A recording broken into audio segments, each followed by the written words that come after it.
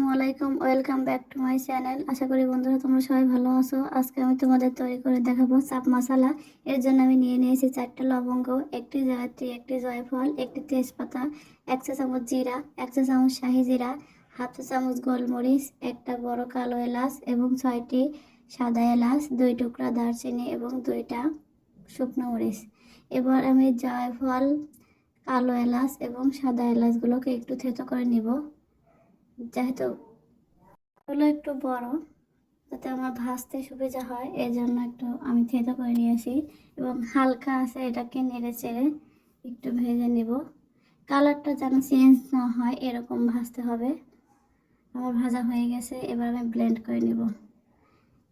মাংসটাকে ম্যারিনেট করে আগে থেকে আমি একটু থেতো করে নিয়েছি, ভালো করে পরিষ্কার করে থেতো করে নিয়ে এর মধ্যে দিয়ে দেবো 3 টেবিল চামচ টক দই, 1 চা চামচ চাট মশলা আমি যেগুলো ব্লেন্ড করে নিলাম টেলে সেগুলো, 1 চা চামচ লাল মরিচের গুঁড়া, 1 চা চামচ ভাজা জিরার গুঁড়া, 1 চা চামচ সরিষা বাটা এবং দিয়ে দেব 2 চা চামচ পেঁয়াজ বাটা, পরিমাণ মতো লবণ এবং দিয়ে দেব 1 চা চামচ আদা রসুন বাটা।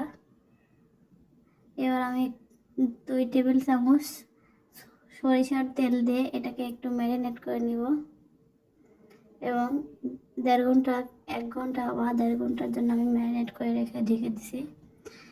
এবার আমি ফ্রাই করে নেব। এর জন্য আমি দিয়ে দিচ্ছি 2 টেবিল চামচ বেসন। বেসন দিয়ে ভালোভাবে একটু এটাকে মাখিয়ে আমি ফ্রাই করে নেব। এর জন্য আমি কড়াইতে পরিমাণ মতো তেল দিয়ে দেব এবং হালকা তেলটা একটু গরম হয়ে এলে মাংসটাকে দিয়ে দেব।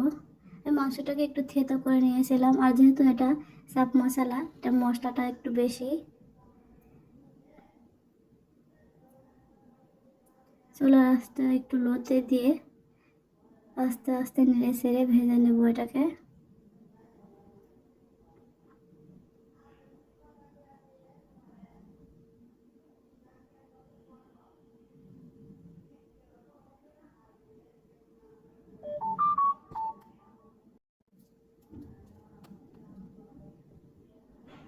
একটু নেড়ে চেড়ে সময় নিয়ে আস্তে আস্তে ভেজে নেব, যেহেতু এটা মশলা বেশি, জোরে জাল করলে পুড়ে যেতে পারে। দেখুন আমার কালারটা চেঞ্জ হয়ে এসেছে।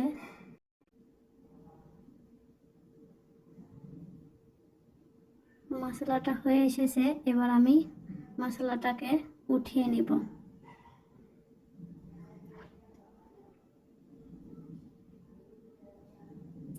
এটা আপনার যার যেরকম, কেউ পরোটা দিয়ে খেতে পছন্দ করে, কেউ নান রুটি, আপনার যাদের যেটা ভালো লাগে সেটা দিয়ে খেয়ে নিতে পারেন।